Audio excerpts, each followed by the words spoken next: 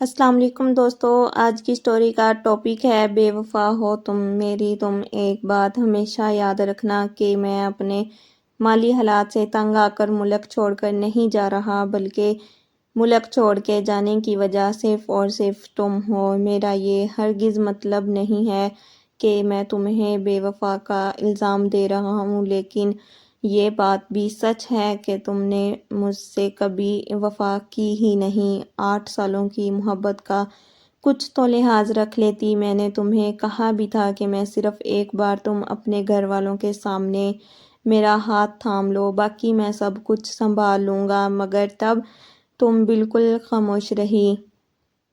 مجھے بالکل بھی نہیں پتا کہ تمہاری آخر کیا مجبوری ہے، لیکن مجھے صرف ایک بات کا جواب دو کہ کیا وہ میری زندگی سے بڑھ کر ہے؟ تمہاری صرف ایک خاموشی کی وجہ سے نہ صرف میری زندگی برباد ہو گئی، بلکہ تم خدا اور محبت کی بھی بہت بڑی گنہگار بن چکی ہو۔ تم نے تو مجھ سے کہا تھا کہ تم صحیح وقت آنے پر ساری دنیا سے لڑ جاؤ گی، تو پھر مجھے میری بات کا جواب دو کہ تم چپ کیوں ہو، کہ کیوں نہیں لڑی دنیا والوں سے؟ تم نے کہا تھا کہ تم شادی صرف اور صرف مجھ سے کرو گی، تو پھر مجھے اب اس بات کا جواب دو کہ تم کسی اور کی دلہن بننے کیوں جا رہی ہو؟ کیا وہ قول و قرار سب جھوٹے تھے؟ ان سب سوچوں کی وجہ سے میرا دماغ پھٹنے جا رہا ہے۔ میرا اب مر جانے کو جی چاہتا ہے، مگر میں کیا کروں؟ مرضی کی موت بھی تو حرام ہے۔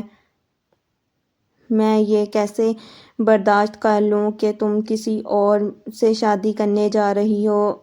اسی لیے میں ہمیشہ کے لیے یہ ملک چھوڑ کر جا رہا ہوں، اور میری بات ہمیشہ یاد رکھنا، اس بار میں کبھی بھی واپس لوٹ کر نہیں آؤں گا۔